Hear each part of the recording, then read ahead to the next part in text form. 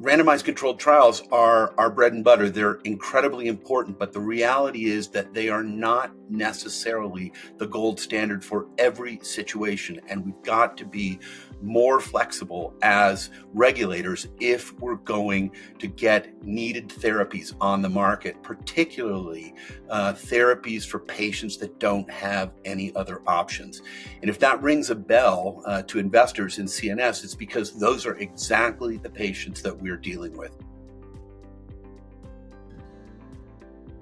Welcome back, and thank you for joining us today for another Virtual Investor CEO Connect segment featuring CNS Pharmaceuticals.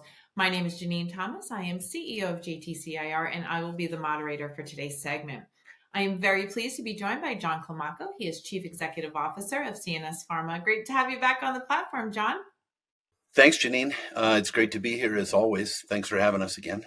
Before we get started, I just want to remind our audience that CNS Pharma is publicly listed on NASDAQ and trades under the ticker CNSP. And during today's discussion, the company will be making forward-looking statements, and I encourage everyone to view the company's latest SEC filings on their website at cnspharma.com for the latest information.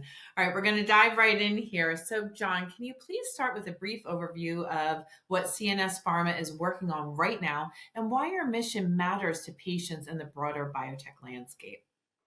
Sure. So CNS is a neuro-oncology drug development company.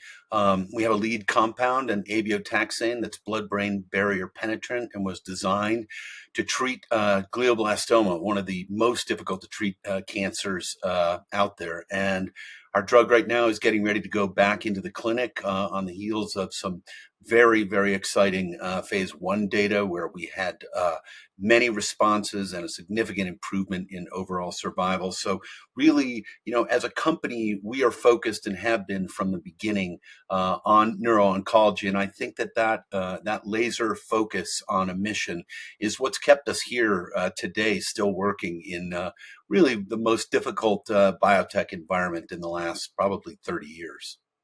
John, one of the things we wanted to discuss today is you were recently at the Longwood Healthcare Leaders Spring 2025 meeting in Cambridge, Massachusetts.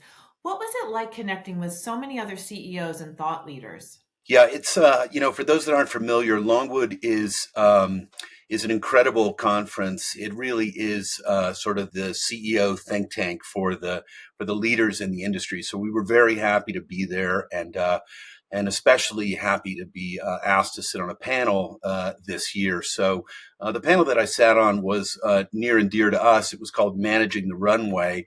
And, as I said, this is really about the most difficult biotech environment to operate in the last 30 years. And that was what was really on, top of mind for everybody there, big companies and small. This is a very challenging environment. We've got, challenges from the federal government. We've got challenges academically. We've certainly got challenges in the financial markets, but, innovation continues. And we were happy to be there to share some of the insights that we've learned, how we financed this company and kept going, in this really challenging environment.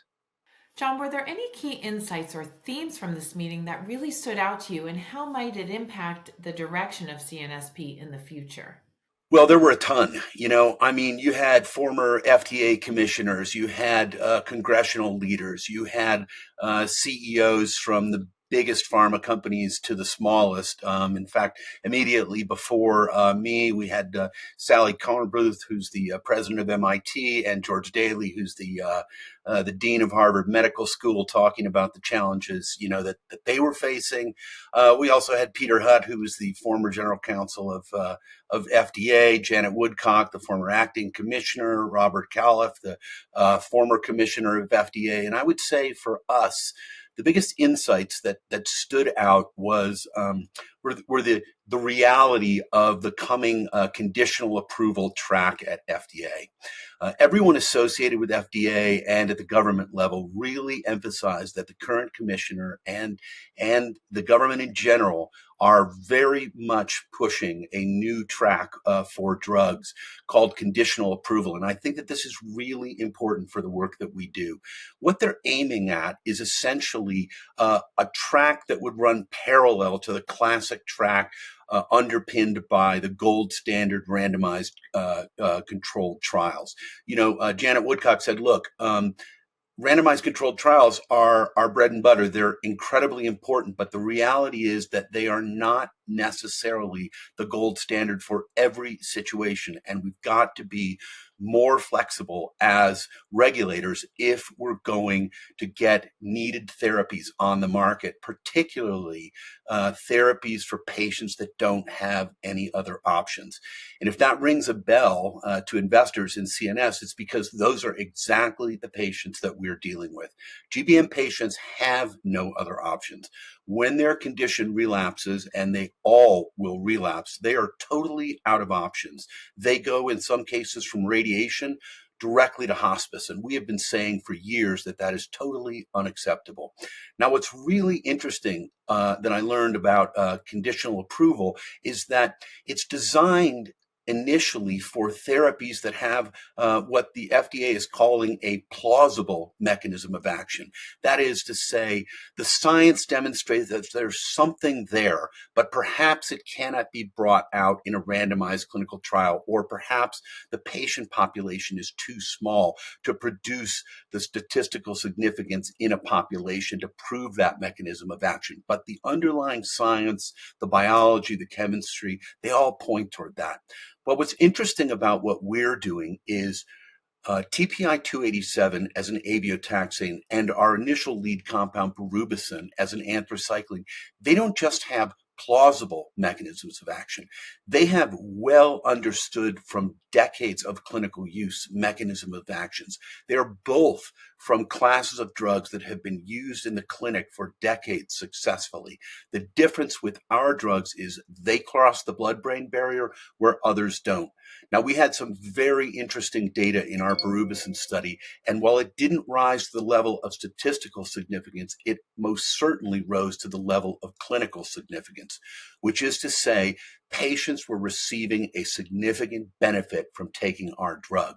So how do we translate that into a clinically available drug? Well, we believe that the answer may be this conditional approval pathway that FDA is currently developing. They're telling us that that may be ready for prime time as soon as next year. So we learned a ton at this conference. We got to talk to the people who are actually making the rules. And I think I see a future for our compounds. I see a day where our compounds are exactly the type of drugs that FDA wants to get into the hands of patients who desperately need therapies because they have nothing else. And they need therapies that have an understood mechanism of action as ours do. Really appreciate that, John. And with that, this concludes the Virtual Investor CEO Connect segment featuring CNS Pharma. I'd like to extend a huge thank you to John Climaco for joining us today. And I'd also like to thank our audience for your time and attention. As a reminder, CNS Pharma trades on NASDAQ under the ticker CNSP. And if you like what you saw today, I encourage you to visit cnspharma.com for more information on the company and to sign up to follow the company to receive their alerts, as well as follow their social channels to stay current on the latest information. And you can also visit virtualinvestorco.com for a replay of today's segment, as well as our latest segments and events calendar. So thanks again, John. Always great to have you on. And I would like to wish everyone a great rest of your day.